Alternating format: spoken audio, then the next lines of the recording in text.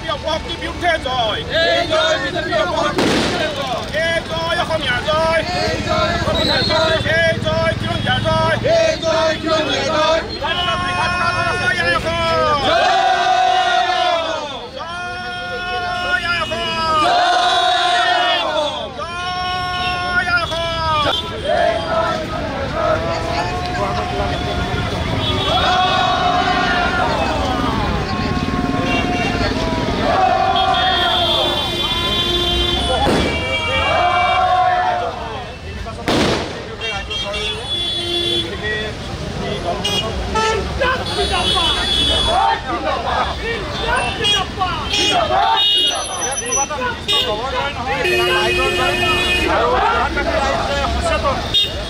প্ৰমাণিত হৈছে আৰু আমি সমূহ দল সংগঠনে আমি বিচাৰিছিলোঁ যে এটা পৰিৱৰ্তন হ'ব লাগে, ৰাইজৰ স্বাৰ্থত পৰিৱৰ্তন হ'ব লাগে আৰু আমি আজি দেখিছোঁ যে গৌৰৱ গগৈ জয়ে এটা প্ৰমাণিত কৰিছে।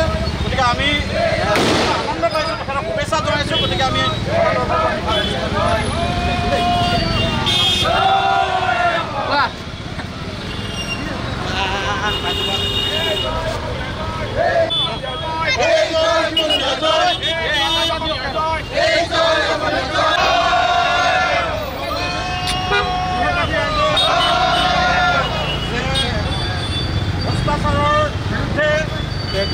যোৰহাটবাসীৰ কাৰণে এটা অতি উল্লেখযোগ্য দিন। আপোনালোক সকলোৱে জানে যে আমি শিৱসাগৰ জিলাৰ প্ৰায়সমূহ জাতীয় জনগোষ্ঠী সংগঠনে নিৰ্বাচনৰ আগত একত্ৰিতভাৱে মুকলিকৈ ঘোষণা কৰিছিলোঁ যে বিশেষকৈ জাতিৰ বিপক্ষে থকা যোৰহাট সমষ্টিৰ যিগৰাকী সাংসদ তপন কুমাৰ গগৈক যিকোনো প্ৰকাৰে এই সমষ্টিৰ পৰা উৎখাত কৰিব লাগিব।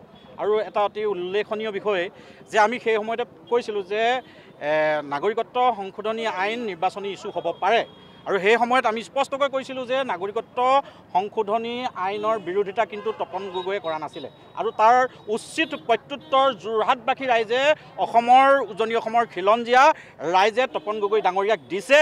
আৰু এই এটা কথা স্পষ্ট হৈ পৰিলে যে যোৰহাটবাসী ৰাইজ সচেতন, যোৰহাটবাসী ৰাইজে কাক কেতিয়া উচিত প্ৰত্যুত্তৰ দিব লাগে এই কথা বাৰুকৈ জানে।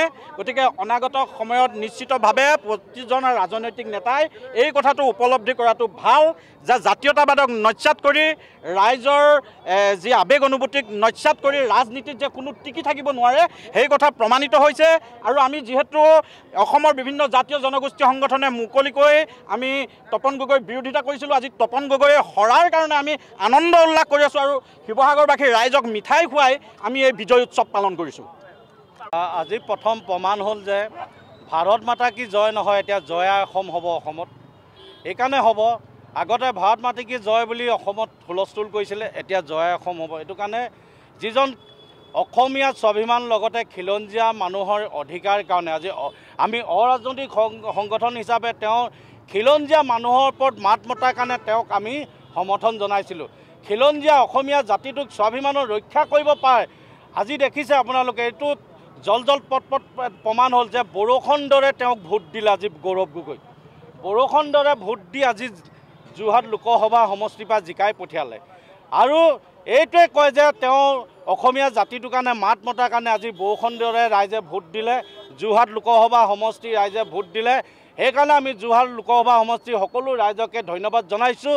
আপোনালোকে যে জাতিটোৰ কাৰণে যিসকলে আজি মাত মাতে এইসকলক আপোনালোকে জিকাইছে, সেইকাৰণে আমি ধন্যবাদ জনাইছোঁ। আৰু লগতে ক'ব বিচাৰিছোঁ যে এই গৌৰৱ গগৈ জিকিলে পীযুষ হাজৰিকা মন্ত্ৰী জলসম্পদ মন্ত্ৰী পীযুষ হাজৰিকাই কৈছিলে গৌৰৱ গগৈ জিকিলে মই পদত্যাগ কৰিম বুলি। আজি তেওঁ পদত্যাগ কৰিবলৈ 24 ঘণ্টাৰ ভিতৰত পদত্যাগ কৰিব লাগে, কাৰণ আমি দাবী কৰিছিলোঁ যে তেওঁ কৈছিলে যে গৌৰৱ গগৈ যদি কেনেবাকৈ যোৰহাটত জিকে মই পদত্যাগ কৰিম। আজি কৰিবলৈ আমি দাবী জনাইছোঁ অসমীয়া যুৱ মঞ্চৰ পৰা, তেওঁ পদত্যাগ কৰিব লাগে। আৰু যদি তেওঁ পদত্যাগ নকৰে তেনেহ'লে কিন্তু ৰাইজৰ আগত ক্ষমা খুজিবৰ বাবে আমি দাবী জনাইছোঁ। সমূহ যোৰহাট লোকসভা সমষ্টিবাসীৰ ৰাইজৰ শ্ৰীচৰণত আমি সেৱা জনাইছোঁ। সমগ্ৰ যোৰহাট লোকসভা সমষ্টিবাসীৰ ৰাইজে অসমৰ হাপামপুৰুষীয়া শান্তি সম্প্ৰীতি জীয়াই ৰখাৰ স্বাৰ্থত অসমৰ ভাষা কলা কৃষ্টি সংস্কৃতি অনাদি অনন্ত কাললৈ যাতে সূৰ্যৰ দৰে জিলিকি থাকে তাৰ কাৰণে এজন যোগ্য প্ৰাৰ্থীক তেওঁলোকে নিৰ্বাচিত কৰিছে। গতিকে আমি সমগ্ৰ যোৰহাট লোকসভা সমষ্টিবাসীৰ ৰাইজক আমি ধন্যবাদ জ্ঞাপন কৰিছোঁ।